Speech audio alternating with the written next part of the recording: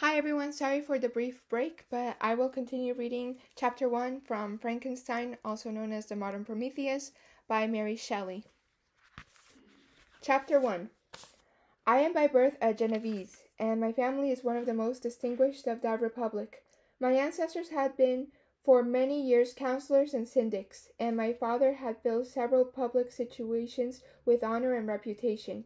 He was respected by all who knew him for his integrity and indefatigable attention to public business.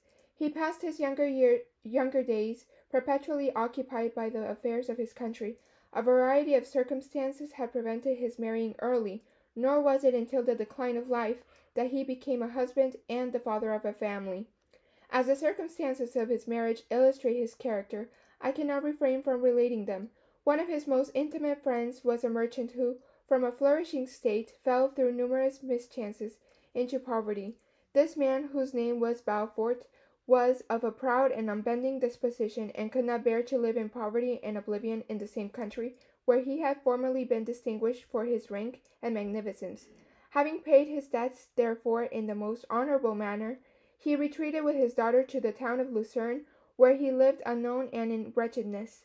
My father loved Balfour with the truest friendship, and was deeply grieved by his retreat in these unfortunate circumstances.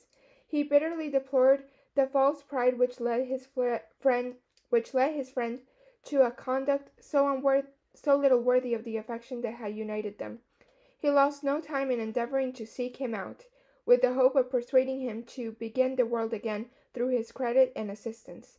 Balfort had taken effectual means to conceal himself, and it was 10 months before my father discovered his abode. Overjoyed at this discovery, he hastened to the house, which was situated in a mean street near the Reuss. But when he entered, misery and despair alone welcomed him.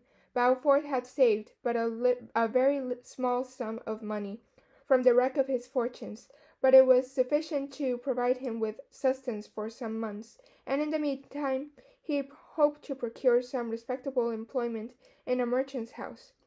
The interval was consequently spent in inaction. His grief only became more deep and rankling when he had leisure for reflection, and at length it took so fast hold of his mind that at the end of 3 months he lay on a bed of sickness, incapable of any exertion.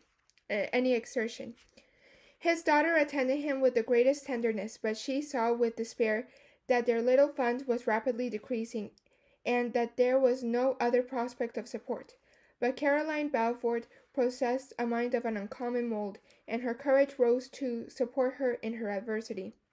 She procured plain work. She plaited straw, and by various means contrived to earn a pittance scarcely sufficient to support life. Several months passed in this manner. Her father grew worse. Her time was more entirely occupied in attending him. Her means of subsistence decreased, and in the 10th month her father died in her arms, leaving her an orphan and a beggar. This last blow overcame her, and she knelt by Balfort's coffin, weeping bitterly when my father entered the chamber. He came like a protecting spirit to the poor girl, who committed herself to his care, and after the interment of his friend, he conducted her to Geneva, and placed her under the protection of a relation. 2 years after this event, Caroline became his wife. There was a considerable difference between the ages of my parents, but this circumstance seemed to unite them only closer in bonds of devoted affection. There was a sense of justice in my father's upright mind, which rendered it necessary that he should approve highly to love strongly. Perhaps during former years he had suffered from the late discovered unworthiness of one beloved, and so was disposed to set a greater value on tried worth. There was a show of gratitude and worship in his attachment to my mother, differing wholly from the doting fondness of age, for it was inspired by reverence for her virtues and a desire to be the means of, in some degree, recompensing her for the sorrows she had endured, but which gave inexpressible grace to his behavior to her. Everything was made to yield to her wishes and her convenience. He strove to shelter her as far as a fair exotic is sheltered by the gardener from every rougher wind, and to surround her with all that could tend to excite pleasurable emotion in her soft and benevolent mind. Her health and even the tranquillity of her hitherto constant spirit had been shaken by what she had gone through. During the 2 years that had elapsed previous to their marriage, my father had gradually relinquished all his public functions, and immediately after their union they sought the pleasant climate of Italy, and the change of scene, and interest attendant on a tour through the land of wonders as a restorative for her weakened frame. From Italy they visited Germany and France. I, their eldest child, was born at Naples, and as an infant accompanied them in their rambles. I remained for several years their only child. Much as they were attached to each other, they seemed to draw inexhaustible stores of affection from a very mine of love to bestow them upon me. My mother's tender caresses and my father's smiles of benevolent pleasure while regarding me are my first recollections. I was their plaything and their idol, and something better, their child, the innocent and helpless creature bestowed on them by heaven, whom to bring up to good, and whose future lot it was in their hands to direct to happiness or misery, according as they fulfilled their duties towards me. With this deep consciousness of what they owed towards the being to which they had given life, added to the active spirit of tenderness that animated both, it may be imagined that while during every hour of my infant life I received a lesson of patience, of charity, and of self-control, I was so guided by a silken cord that all seemed but one train of enjoyment to me. For a long time I was their only care. My mother had much desired to have a daughter, but I continued their single offspring. When I was about 5 years old, while making an excursion beyond the frontiers of Italy, they passed a week on the shores of the Lake of Como. Their benevolent disposition often made them enter the cottages of the poor. This, to my mother, was more than a duty. It was a necessity, a passion, remembering what she had suffered and how she had been relieved, for her to act in her turn the guardian angel to the afflicted. During one of their walks, a poor cot in the foldings of a veil attracted their notice as being singularly disconsolate. While the number of the half-clothed children gathered about it spoke of penury in its worst shape, one day when my father had gone by himself to Milan, my mother, accompanied by me, visited this abode. She found a peasant and his wife,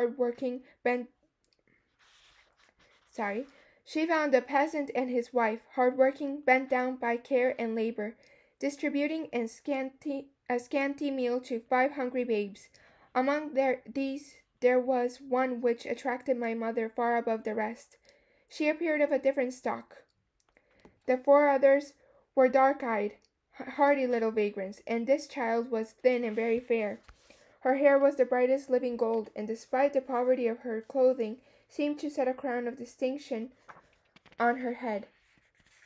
Her brow was clear and ample, her blue eyes cloudless, and her lips and the molding of her face so expressive of sensibility and sweetness that none could behold her without looking on her as of a distinct species, a being heaven sent, and bearing a celestial stamp in all her features.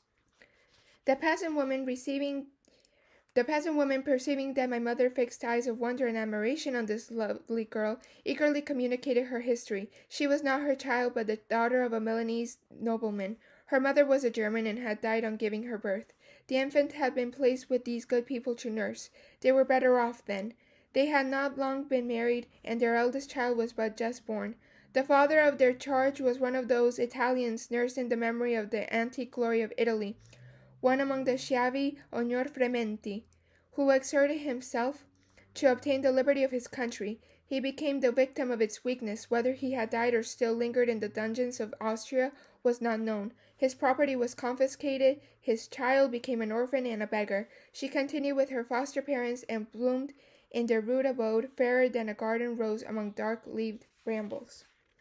Since I only have a couple of seconds before it turns to 10 minutes for me to upload on TikTok, I'm going to stop here now and continue the rest of the chapter later. So thank you, and thank you so much for your support, and continue giving me comments.